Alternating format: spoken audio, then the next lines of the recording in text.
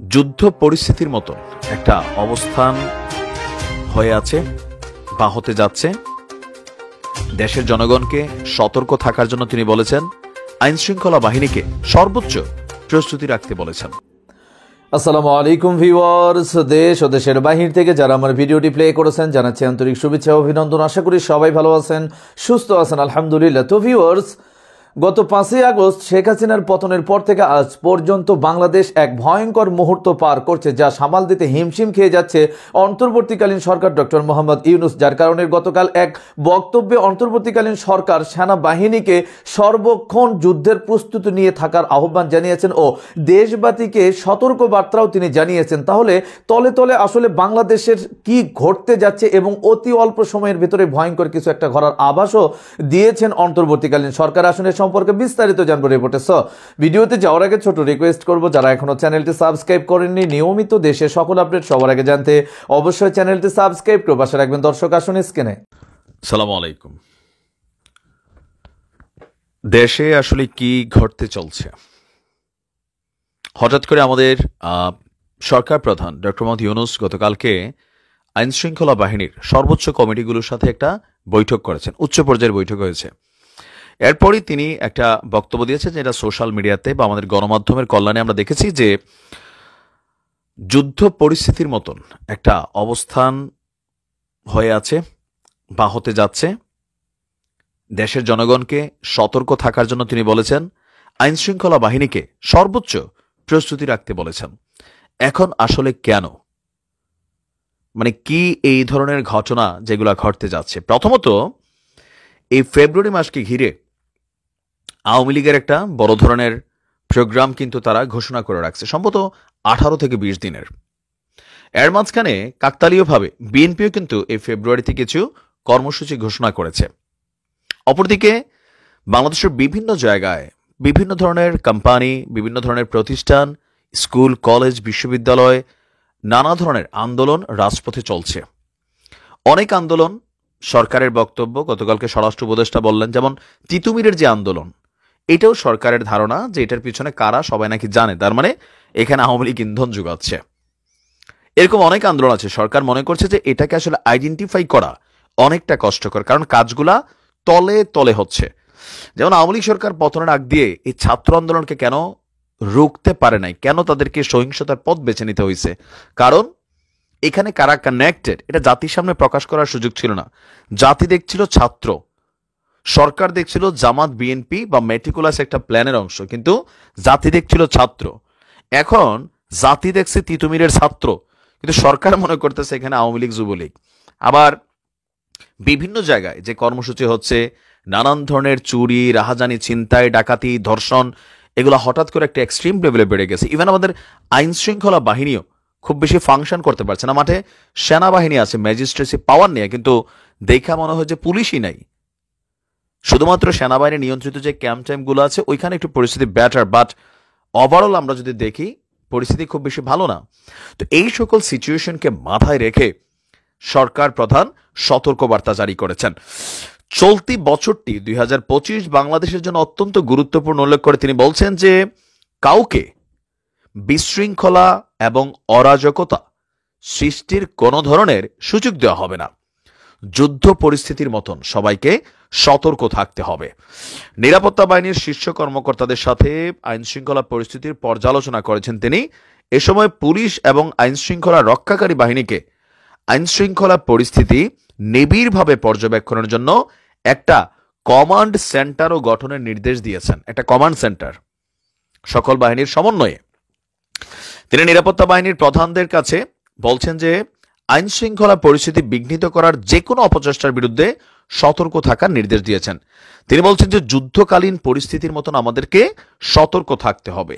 এই বছরটি দেশের জন্য অত্যন্ত গুরুত্বপূর্ণ, কাউকে বিশৃঙ্খলা, অরাজকতা করার সুযোগ দেওয়া যাবে না। তো এক্ষেত্রে তিনি মনে করছেন যে আওয়ামী লীগ, শেখ হাসিনার ঘনিষ্ঠরা বিশৃঙ্খলা সৃষ্টির জন্য বিশাল অঙ্কের অর্থ ব্যয় করছে, মিথ্যা অপতথ্য ছড়াচ্ছে। দেশবাসীকে অপপ্রচারের বিরুদ্ধে সতর্ক থাকার আহ্বান জানিয়ে তিনি বলছেন সবাইকে লড়াই করতে হবে এই অপপ্রচারের বিরুদ্ধে। তিনি বলছেন নিরাপত্তা বাহিনীগুলোকে সর্বোচ্চ আধুনিক যোগাযোগ প্রযুক্তির ব্যবহার নিশ্চিত করতে হবে, যেন দ্রুত পরিস্থিতি নিয়ন্ত্রণে আনতে পারে। তো তিনি মনে করছেন যে এই মুহূর্তে সরকারের একটা কমান্ড সেন্টার বা কমান্ড সদর দপ্তর স্থাপন করতে হবে, যা পুলিশ এবং নিরাপত্তা বাহিনীগুলা লাইক বিজিবি, আনসার, অ্যাপিবিএন, গোয়েন্দা সংস্থাগুলা তাদের মধ্যে সমন্বয় করবে। মানে একটা ব্রেইনের মতন থাকবে যেখান থেকে ফুল বডি ফাংশন হবে। কথার কথা, আমাদেরকে কন্ট্রোল করে কে? আমাদের ব্রেইন নির্দেশনা দেয়, আমরা ওই কাজগুলা আঙ্গুল, হাত, পা সবকিছুর মাধ্যমে করি। এটা একটা মাওলার লীলা খেলা, বিজ্ঞানের দ্বারা এটা প্রমাণিত। তো ওইরকম একটা ব্রেইন সেন্টার লাগবে যেখান থেকে কমান্ড যাবে, আর বাকি বাহিনীগুলো কে কি করছে ওইভাবে সমন্বয় করে এই পরিস্থিতিকে নিয়ন্ত্রণ করা হবে। তো তিনি বলছেন যে নতুন কমান্ড কাঠামো দক্ষতা এবং নিবিড় পর্যবেক্ষণের মাধ্যমে দেশের সব বাহিনী, থানা এবং আইন শৃঙ্খলা রক্ষাকারী সংস্থাগুলোর মধ্যে সমন্বয় সাধন করবে। তিনি নিরাপত্তা বাহিনীর প্রধানদের মানবাধিকার সুরক্ষারও নির্দেশনা দিয়েছেন, আর পুলিশকে চাঁদাবাজদের বিরুদ্ধে কঠোর অভিযান চালানোর নির্দেশনা দিয়েছেন। তিনি বলছেন এমনভাবে অভিযান পরিচালনা করতে হবে যেন সবকিছু ব্যালেন্স থাকে। আর এই নির্দেশনার পর একটা জিনিস তো স্পষ্ট যে এই বছর নির্বাচনকে কেন্দ্র করে মাঠে অনেক কিছু ঘটবে। তো পুলিশ কিভাবে নিয়ন্ত্রণ করবে? ডক্টর ইউনূস বললেন যে মাঠ নিয়ন্ত্রণ করো। কিভাবে? পুলিশ যদি কোথাও একটু লাঠিপেটা করে, পুলিশকে ট্যাগ দেওয়া হয় লীগ। আবার উপদেষ্টা আইন মন্ত্রণালয়ের তিনি বলছেন পুলিশের মধ্যে শতকরা নাকি 80% আওয়ামী লীগ বা ছাত্রলীগের। তো এই ক্ষেত্রে এটা কি সোজা? পুলিশ কোথাও যদি আইনের প্রয়োগ করতে চায়, জনগণ ধরে মারে, একজন আসামিরে ছিনায় নিয়ে যাচ্ছে, আবার যদি পুলিশ সেখানে একটা গুলি চালায়, কি হবে? সব পুলিশটা এখানে মব জাস্টিসের শিকার হতে হচ্ছে বিভিন্ন জায়গায়। তো পুলিশ আসলে কিভাবে নিয়ন্ত্রণ করবে? আমাদের বাঙালিরা বা যেই লেভেলের ডেসপারেট লেভেলের মানুষ, 10 জন লোক একত্রিত হলে ওই ধর কইলে কিন্তু 9 জন কারে ধরলাম, কেন ধরলাম, তার সাথে আমার কোনো শত্রুতা আছে কিনা, এগুলো দেখার টাইম নাই। মানে আগে মারো। এই পরিস্থিতিতে পুলিশ যদি এখানে নিয়ন্ত্রণ করতে যায়, কি করতে হবে? টিয়ার শেল নিক্ষেপ করতে হবে, সাউন্ড গ্রেনেড নিক্ষেপ করতে হবে, অথবা ফাঁকা গুলি করতে হবে। আর এগুলা করলে এখন কি হয়?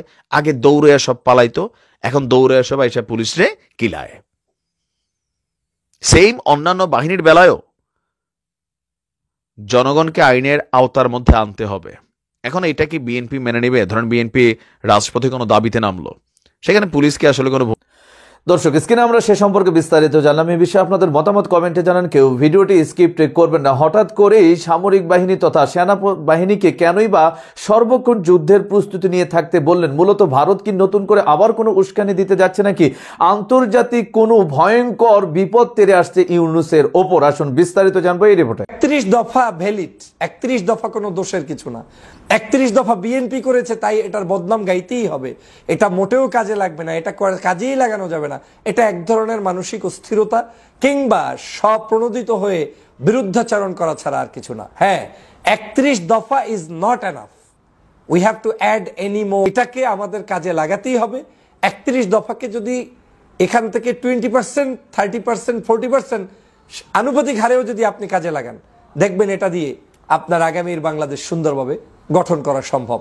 বিএনপি রাষ্ট্রের এত বড় একটি দল, তাদেরকে কাজে লাগানো, তাদেরকে দূরে ঠেলে দিয়ে সংস্কার কিংবা তাদেরকে বাদ দিয়ে একেবারে দেশটাকে পূর্ণাঙ্গ গঠন, এটা এক ধরনের অমূলক এবং আমি মনে করি ষড়যন্ত্রের অংশ। রিমুভ করার কোনো মানসিকতা নয়, বরং প্রতিদ্বন্দ্বিতায় আপনি ছেড়ে দিতে পারেন যে বিএনপি ফার্স্ট হবে না জামাত ফার্স্ট হবে না আর একটা দল হবে, এটা হতে পারে। কিন্তু আমাদের এই দলগুলোকে টিকিয়ে রাখতে হবে। যারা এটা চায় না, ভেনিশ করতে চায়, মনে করতে হবে তারা কারো খপ্পরে পড়েছে এবং খপ্পরে পড়ার কারণে আওয়ামী লীগকে পুনর্বাসনের জন্য মাঠে নেমেছে, আর কিচ্ছু না। রাষ্ট্র কাঠামো মেরামতের জন্য বিএনপি 31 দফা কর্মসূচি ঘোষণা করেছে। এই 31 দফা কর্মসূচিকে কেন্দ্র করে বাংলাদেশের যুব সমাজ, ছাত্র সমাজ, বাংলাদেশের রাজনৈতিক অঙ্গনের বিভিন্ন নেতৃবৃন্দ তারা বেশ উৎসাহ উদ্দীপনা নিয়ে অপেক্ষা করছে যে আসলে এই 31 দফা কতটুকু বাস্তবায়ন করা সম্ভব, আদতে সম্ভব কিনা, কেউ করবে কিনা। বারবার বিএনপির ভারপ্রাপ্ত চেয়ারম্যান জনাব তারেক রহমান সাহেব 31 দফা কর্মসূচিকে সাধারণ নাগরিকদের দ্বার গোড়ায় পৌঁছানোর জন্য তিনি ট্রেনিংয়ের ব্যবস্থা সহ, সেমিনারের ব্যবস্থা সহ বিভিন্ন ধরনের আয়োজন করে যাচ্ছেন এবং তারা তার নেতাকর্মীকে এটা মুখস্থকরণের চেষ্টা চালিয়ে যাচ্ছেন। যেভাবেই হোক 31 দফা আগে জানতে হবে, তারপরে 31 দফা বাস্তবায়ন করতে হবে। আপনি জানলেন না, তাহলে আপনি ভবিষ্যতে কি বাস্তবায়ন করবেন? সেই কারণে বিএনপির এই উদ্যোগকে আমি স্বাগত জানাই। সাম্প্রতিক সময়ে এই 31 দফা কার্যক্রমকে নিয়ে আবার অনেকেই আলোচনা সমালোচনাও করছেন এবং কেউ কেউ মনে করছেন যে এই 31 দফা আসলে যুগ উপযোগী হয়নি। এই 31 দফা মূলত আমাদের জুলাই বিপ্লবের সাথে সাংঘর্ষিক বা সেই বিপ্লবের চেতনার কিছুই এখানে নেই। আমি প্রথমেই বলতে চাই, বাংলাদেশের একটি সর্ববৃহৎ দল বিএনপি, যেই বিএনপি এই 31 দফা কার্যক্রমকে ঘোষণা করেছে, আমি মনে করি এটাকে সাধুবাদ জানানো উচিত সর্বাগ্রে। এজন্যই যে আজকের বাংলাদেশের জুলাই বিপ্লবের পরবর্তী সময়ে দেশের মানুষের যে পরিবর্তন হওয়া জরুরি হয়ে দাঁড়িয়েছে এবং পরিবর্তনের সাথে তাল মিলিয়ে যে একটি দল তাদের সেই কঠোরতম জায়গা থেকে, যেটাকে আপনি বলতে পারেন ওল্ড সিস্টেম থেকে নতুন সিস্টেমে ডাইভার্ট হচ্ছে, এটাই এক ধরনের বড় সংস্কার। তারা অনুভব করতে পারছেন যে জনতার কল্যাণে আমাকে এই উদ্যোগ নিতে হবে। এখন যারা সমালোচনা করছেন 31 দফার, তাদের কিন্তু গণতান্ত্রিক এই অধিকারটা আছে, যেটা গত 16 বছর ছিল না।